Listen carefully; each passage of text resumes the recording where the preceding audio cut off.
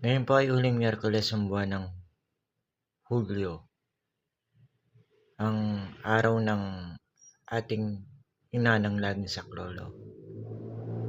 Mahal po naming ina, kami po ay taus-pusong nagpapasalamat, nagpupuri at humihingi ng patawad sa lahat po ng aming mga nagawa sa loob ng buwan ng Hulyo.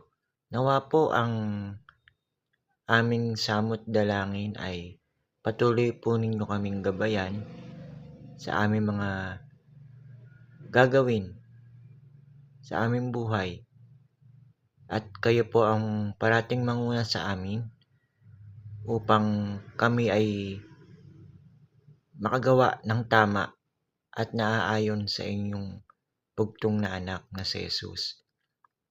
Inang Maria, kayo ang aming sandigan sa lahat ng aming gagawin.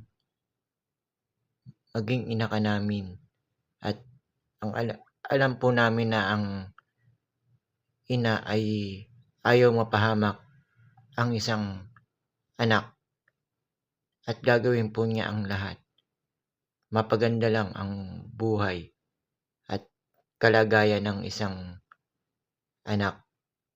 Nawa po, kayo po ang manahan sa aming puso, sa aming buhay, at linisin niyo po ang aming mga puso na maging katulad ng inyong puso na parating pagtulong sa kapwa ang hangad upang